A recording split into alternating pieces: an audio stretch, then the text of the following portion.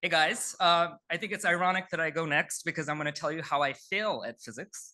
Um, so I've been really interested in a simple problem for a long time. How do we measure blood pressure in our bodies non-invasively and continuously? It was an unsolved medical problem for quite a while, but you guys are probably familiar with blood pressure tools. Non-invasive blood pressure cuffs are so ubiquitous, they actually come in toys. This is my son's toy, actually. Invasive blood pressure cuffs, actually Pierre Curie would have won a second Nobel Prize for piezoelectricity. You can actually stick in strain gauges invasively into your arteries to measure blood pressure. This only happens in surgeries and in emergency rooms because it's invasive and dangerous for patients, but it gets you continuous blood pressure, which is important. So my task was, can I measure blood pressure non-invasively and continuously?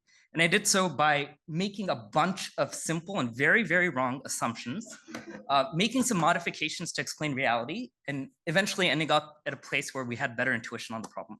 So as you guys know, learning is an iterative process, and this is perhaps a very short story on how that went down.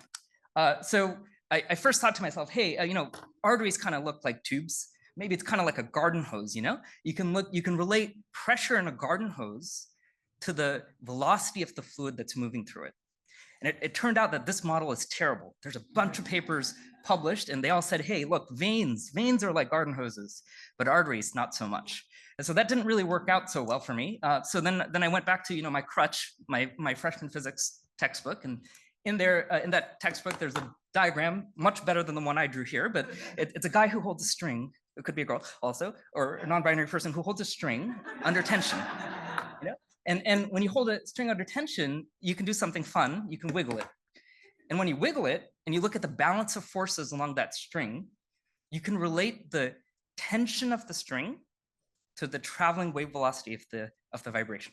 So this is like, okay, well maybe maybe arteries are like 1D strings, but maybe that doesn't work either. So maybe they're like spherical cows because as a physicist that's what we do.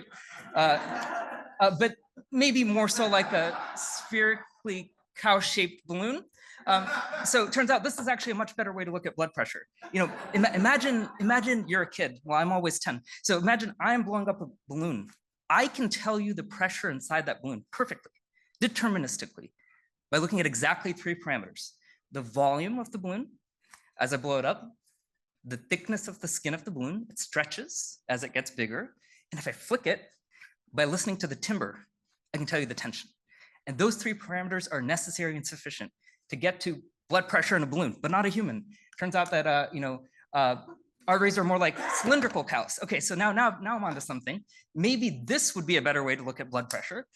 So go back to older physicists who are much smarter than I am. They've looked at systems like this, like Laplace's law relates tension, not in a balloon, but in a rigid cylinder to the pressure inside that vessel. So I said, okay, well, arteries look like tubes under tension, so I can do that. So built myself a small little ultrasound with some eBay electronics, and with that, I could measure volume and skin thickness in arteries. Turned out those images were really blurry, much like my camera photography. So I decided to build my own ultrasound. This one was a little bit homebrew hardware minus the eBay electronics. And now you get clearer pictures of the artery, and you can measure those 2 parameters. The last trick was to get to tension, and you can get to that from conservation of energy. By looking at the balance of forces as an example, as blood moves through an artery, it actually resonates. It has a song. And if you carefully stimulate that song by taking a speaker, it's an audio signal, it's like a sine wave as an example, you can make the artery resonate. And its natural frequency of resonance tells you everything about the tension, which lets you get to blood pressure. So this is a simple analogy. The actual physics of the arteries are a little bit more complex, and there's some more sophisticated approximations we can make using some wonderful physics out of Scotland that looked at vibrations along gas pipelines. But long story short, when you put it all together, you actually get a closed form solution of blood pressure in an artery, which is the work that we've done over the last 10 years, which is super cool. But it led me back to where I started, which is assumptions. When you reduce this down to practice from a computer-sized thing into a wearable-sized thing, you start to look at problems that were visited before. It turns out veins aren't like garden hoses after all. They too sing, and they too have resonance that shifts over time. So imperfect assumptions can let us build the intuition that leads to a much more perfect understanding at the end of the day. Thank you so much. This was actually work that's done by a lot of people, but it's been a blast. Thanks, folks.